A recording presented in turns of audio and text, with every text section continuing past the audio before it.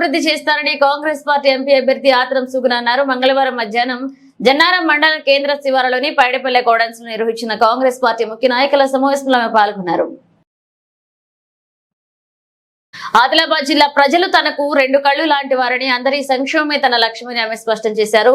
ఖానాపూర్ నియోజకవర్గం జన్నారం మండల అభివృద్ధికి సహకారం అందిస్తారని వివరించారు. ఈ కార్యక్రమంలో ఎమ్మెల్యే బొజ్జు, కాంగ్రెస్ పార్టీ మండల అధ్యక్షుడు మజుఫాకా, నాయకులు రాజశేఖర్ తదితరులు పాల్గొన్నారు.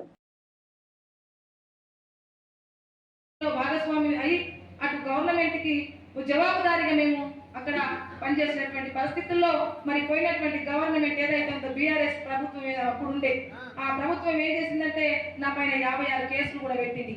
ఇక బీజేపీ ప్రభుత్వం ప్రశ్నించే గొంతుకను మూసేయాలని, ఎందుకంటే నాకు ఎడ్యుకేషన్ లేదు, అప్పటికి తక్కువ ఎడ్యుకేషన్ 10th క్లాసే చదువుకున్నాను. మరి ఎడ్యుకేషన్ పెంచుకోవాలి, మరి ప్రజల్లో ఉండాలి, ప్రజా సమస్యల్లో ఉండాలి, సమస్యలు తెలుసుకోవాలి అంటే ఎడ్యుకేషన్ ఉండాలి అనేసి చెప్పారు మా భుజంగరావు గారు. అప్పుడు ఎడ్యుకేషన్ వైపు మళ్ళాను.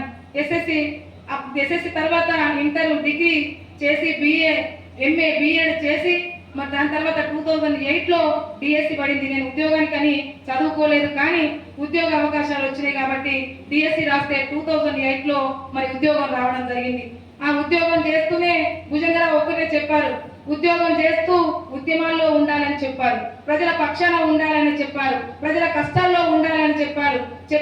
ప్రజల సమస్యలు తీరినప్పుడే మేము సంతోషించాలని చెప్పారు. కానీ ఏసీ రూముల్లో లేకపోతే కార్లో తిరుగుతూనే